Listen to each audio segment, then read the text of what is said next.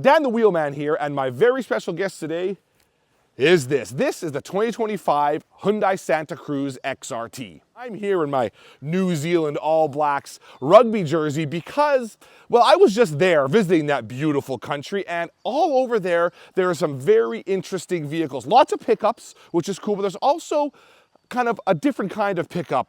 Vehicles that from the front look like cars. They look like sedans. But as you go around the side, they have pickup beds. Some of them have 4 doors, most of them have 2 doors, and they are cars with pickup beds, like the old Chevrolet El Camino, like the old Ford Ranchero, and so on. Very, very cool. They're called Utes, and they were building them up until about 2017, and you find them mainly in Australia and New Zealand. You've never really seen them here until now, sort of. With this. It is based on the Tucson crossover, which in turn I believe shares some bits with the Hyundai Elantra sedan. So you have essentially a car-based pickup here. So kind of like a Ute. It's even got the upswept side to the pickup bed there, which those Utes also had. The Honda Ridgeline kind of has it too, but anyway, that's what we have here. Now, this is the XRT version. It's all new in Canada for 2025, and that gives you some things. It gives you these chunky tires here, these awesome off-road tires with these wrench-style wheels, which look very cool. Different front end. It's chunkier, more square-jawed than other Santa Cruz models. You've got the tow hooks there as well, some extra side cladding. You even got these little areas here where you could actually attach accessories to, like I guess a GoPro if you really wanted to record your off-road hijinks, I suppose. So very, very cool looking. I love this orange paint. I think that looks spectacular, and I just think it's such an interesting take on the pickup and the crossover. Let's go for a drive.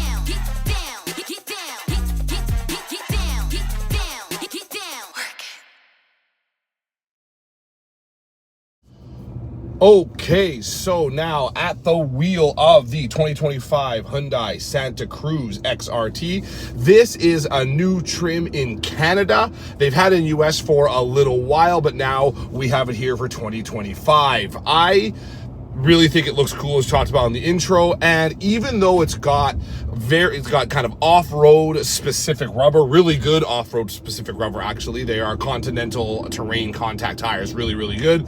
And it's got those kind of fancy wrench style wheels, as they're called. It rides really smoothly in the city where I am now. I mean, shares a lot of its underpinnings with the Tucson, which is a very high selling crossover that sells to a huge swath of buyers. And when that's the case, you need your vehicle to ride properly. And so since this shares so much with that vehicle, it really does ride well in the city as we cross over bumps and so on. Fantastic, you know, the usual city stuff, potholes that just went through there, raised manhole covers or sunken manhole covers and so on, covers all that off well. They have changed the suspension settings to be a little more off-road specific. What they haven't done though, in Canada, the US gets, they don't offer us a locking diff. The US gets one, we do not. That is too bad, because while on this specific video, we're not gonna be doing very much hardcore off-roading, mainly because most people buying even the XRT version of the Santa Cruz, they're not gonna be doing a lot of hardcore off-roading either. But I've watched a lot of coverage on that, and most everybody who is driving this vehicle in off-road setting are saying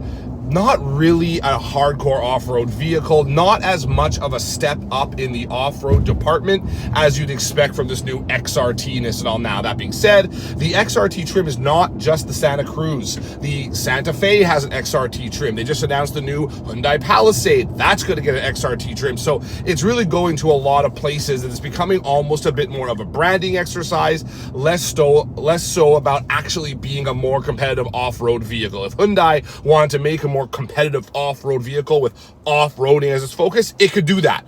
In fact, not parent company, its junior company, Genesis, the luxury division, they just released at the New York Auto Show the very cool looking Equator concept, it was called, and that's a hardcore off-road vehicle. Looks a little bit like a Bronco or Rivian, so we'll see what happens there with regards to both Genesis and Hyundai when it comes to off-roading. But right now, this is what we're going with the Santa Cruz, and I don't really mind that it's not super good off-road. I'd rather have a little better approach angle, which I do have thanks to the newly shaped bumpers and grille. I'd rather have that so I can drive in snowy conditions more easily, drive to the cabin in winter more easily, go to some backcountry hiking more easily, and that's the kind of stuff you get a slightly more off-road centric vehicle. This is a really big deal in this day and age in the car world. Think about the Subaru Crosstrek Wilderness or any of the Subaru Wilderness products. They are all much more about giving you that much more boost in adverse conditions. They add the special cladding like they've done here at Hyundai with the XRT Santa Cruz by giving you maybe a little more ride height. I don't have more ride height here really, but I do have different shaped bumpers. Kind of what we're seeing a lot of in the car world these days is these kind of soft road plus type of vehicles. Now this one here is the middle trim in the Santa Cruz lineup, $55,000 thereabouts. The Santa Cruz starts at about $45,000. Of course, you've got the ultimate version above this. So this is kind of the mid-range. It's available only with the turbocharged 4-cylinder engine, which gives you 281 horsepower and 311 pound-feet of torque. The lower end Santa Cruz that gets naturally aspirated 2.5 liter 4-cylinder, I believe it is, less than 200 horsepower in that one. So you get a nice horsepower boost here. Plus you've got the 8-speed dual clutch automatic transmission, which again, not the best suited one for off-roading. You're better off with a traditional automatic for that, but really good for when it comes to on-road work and for around town work and stuff like that, because it gives you those nice, quick, crispy shifts through the 8-speed box. I've got paddle shifters here if I want to use them for a little bit of extra driver involvement. Always a fan of that, especially in a vehicle like this, which I could see people buying this wanting to be a little more involved, kind of desert runner kind of bent to it like you'd get from like a TRD Pro Toyota or something like that. So I don't mind. I think the paddle shifters are kind of a cool kind of bonus to have. You can also shift gears with the shift lever down here, the very cool T-bar shaped shift lever. Speaking of the interior, lots of cool stuff in here. Gone is the full capacitive touch center console here that the Santa Cruz used to have. You've got some of that on here, but there's lots of traditional hard buttons as well, which I'm a big fan of. It just makes them a lot easier to operate when you're on the move or when you have gloves on. The touch screen here, which you use to activate your seat warmers, which are activated to 3 levels, or your steering wheel heater activated, which is available activated to 2 levels. Those don't really work with gloves on. Tried it, doesn't really work. That's too bad, but so be it. And they've got you, giving you a nice curved display here, dual digital displays for your central infotainment and for your gauge cluster. The gauge cluster changes a bit depending on which drive mode you're in, normal, sport, or individual. Yes, there is a sport mode. We'll try that later on once we get out of the city. So Nice in here, good display, very easy to see and read. Wireless Apple CarPlay and Android Auto. Wireless charging if you want, though. You have 2 USB-C ports up here. You've got some in the back as well. And what's cool about these is the left-hand side USB-C port, there's 2 here. The one on the left, you can have it either be your plug-in for your CarPlay if you don't want to use wireless CarPlay, or by pressing the area just to the right of the USB port, you can change it to just being charging. So if you want to be charging your phone via plug-in, which is faster than charging wirelessly, which you can also do, but it's faster, you can do that and not have it start playing your music through the car and stuff. I think that's kind of a neat touch. So I'm all for that. Really well equipped interior. The back seat is not quite as roomy as it is in the Tucson. There's less head and legroom in the back, especially legroom, than there is in the Tucson. That makes sense. They got to find a place to fit that bed. Not a super long bed, but they do have to find a place to fit it. That sacrifice has to come from somewhere. That being said, I have put both of my daughters in the back, my 4-year-old in her large child seat, forward facing, my 7-year-old in her booster seat. It wasn't too bad. My 7-year-old did complain a little bit. I said, I'm sorry, I can't give you any more space or else I won't be able to drive this properly. So she was okay with that. So a little more cramped in the back than you'd get in a Tucson or especially the Santa Fe. So you want to keep that in mind as well. But the seats are quite comfortable. They got this cool XRT logo on here. They're not any different than a regular Santa Cruz seat, but they've got the cool stamping, kind of a nice touch, some nice kind of fabric through here, plus some synthetic leather, which gives you kind of a classy but adventurous or rugged feel as well. Really nice. I love the storage shelf right here I've got. It's kind of divided into 3 spots, so you can put your sunglasses in one spot, your cell phone in another spot, your wallet somewhere else. Really nice, like a minivan kind of shelf here, which I think is a very cool touch. I love having storage in my vehicles. I've got also, of course, the wireless charger down here, which also has a storage bin beside it. So the storage down there, nice deep center console, 2 cup holders, plus door cup holders as well. Not super wide, these door cup holders though, so you want to keep that in mind, but pretty well equipped. In the back, you can flip up the seat, the bottom seat cushion. On the one side, you get extra storage bin down there. On the other side, it is taken up by a jack, so it's nice to have that too. Speaking of storage, I think we have to have a quick look here. We'll take a pause in the driving before we get on the highway, and we'll have a look at the pickup bed because there's some cool stuff going on in there. We can talk till we're blue in the face about how the Santa Cruz is car-based, how well it drives in the city, comfort and all that kind of stuff. But it is a pickup, and it does have a pickup bed. Not super long, but lots of cool stuff going on inside. And outside, actually. First of all, you've got corner steps here, like you might see on a full-size GMC or Chevy pickup for better bed access. Manual tailgate only, which I actually don't mind.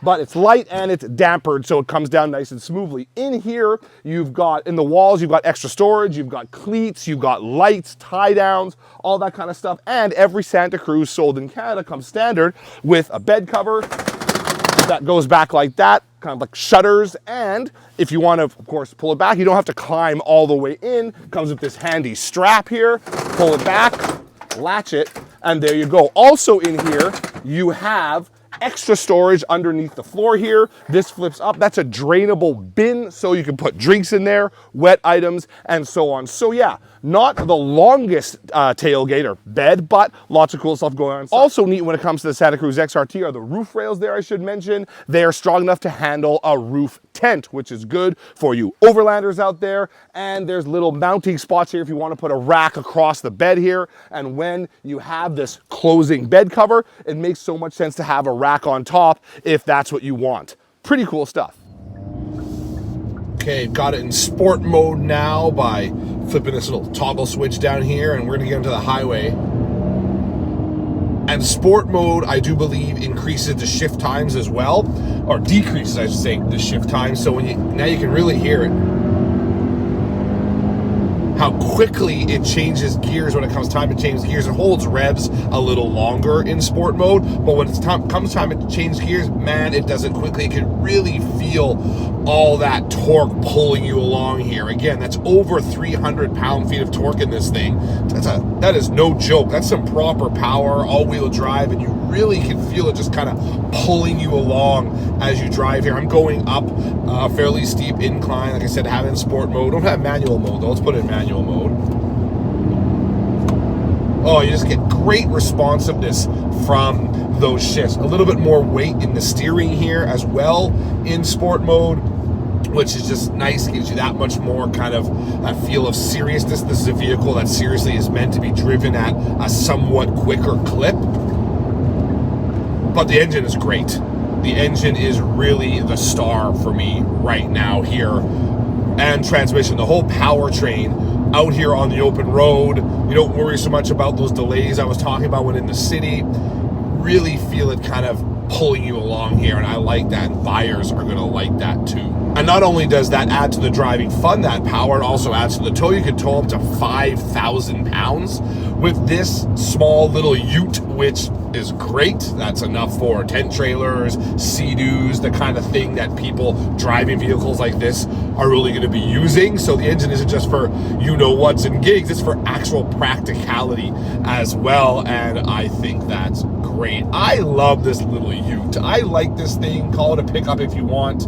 It is that. I mean, most people are going to be calling this a pickup truck, which, yes, on the surface, sure, but there's a lot more to it than that. The Maverick, the Ford Maverick, which it's going to be hard to discuss this Santa Cruz without also discussing the smallest Ford pickup, especially now that it's coming out with like a Lobo version, all this kind of stuff.